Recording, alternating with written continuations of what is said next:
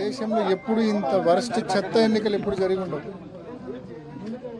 BTech Ravi అనే వ్యక్తి, ఆదినారాయణ రెడ్డి అనే వ్యక్తి, భూపేష్ అనే వ్యక్తి, పుత్తా చైతన్యారెడ్డి అనే ఎమ్మెల్యేలు, అవుట్ సైడ్ కాన్స్టిట్యున్సీ వాళ్ళు అందరూ విచ్చలవిడిగా వేల మంది, ప్రతి బూత్ దగ్గర 100 మంది, 15 బూతుల దగ్గర కలిపి కొన్ని వేల మంది బూతుల దగ్గర ఉండి మా ఏజెంట్లను రానియకుండా, మా ఏజెంట్లు వస్తా అంటే పేపర్లు చించుతూ, మరోవైపు మా వాళ్ళు ఎవరైనా వస్తే పోలీసులు అడ్డుకుంటూ, అంటే కేవలం పోలీసులు ఏం పని చేస్తున్నారు ఇక్కడ అంటే వైసీపీ ఏజెంట్లను కూర్చోకుండా వైసీపీ నాయకులు కార్యకర్తలు ఎవరైనా బూత్ దగ్గరికి వస్తే చెదరగొడుతూ కేవలం తెలుగుదేశం పార్టీకి సంబంధించిన ఇతర నియోజకవర్గాలకు సంబంధించిన నాయకులందరినీ అక్కడ గుమికూర్చి, అంటే వాళ్ళు ఓపెన్గా చెప్తున్నారు 10 వరకు 11 వరకు మేమే ఓట్లు వేసుకుంటాం, 11 తర్వాత మీరు వేసుకోండి అని చెప్తా ఉన్నారు. సిగ్గు లేకుండా నిస్సిగ్గుగా ఎన్నికల కమిషన్ ఉందో లేదో తెలియదు, దున్నపోత మీద వర్షం పడినట్టు ఉంది, ఏ మాత్రం స్పృహ చలనం లేనే లేదు.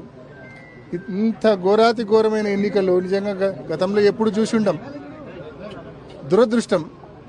Sad state of affairs.